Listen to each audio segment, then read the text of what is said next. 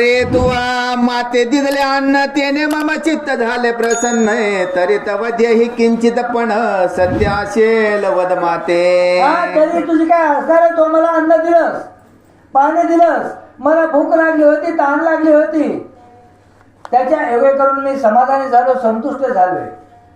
तुला काही इच्छा असेल तर मला माग, मी तुला ते द्यायला तयार आहे. जे जे जे कामना असेल तू ते ती मी पूर्ण पावशी फळ सहित आयरी ऐकून या कृषी त्यात आयुष्य उत्तर देतसे.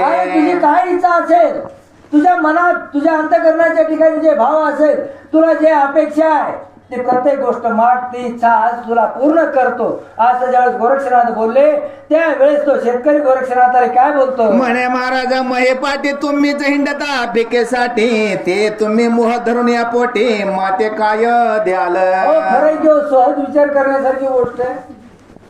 ते गोरक्षनाथाला ते शेतकरी म्हणतो, महाराज तुम्हीच एक कोरभर भाकरीसाठी दररोज दुसऱ्याच्या दाराच्या ठिकाणी भिक्षा मागता आणि जे भिक्षा मागतोय त्याने तुम्ही मला काय द्यावा आणि मी तुम्हाला काय मागावा? भंगणापाशी भंगण गेला तो काय होय देऊन तृप्त झालाय खडका उदक पान बोला कदा काळी दिसेना.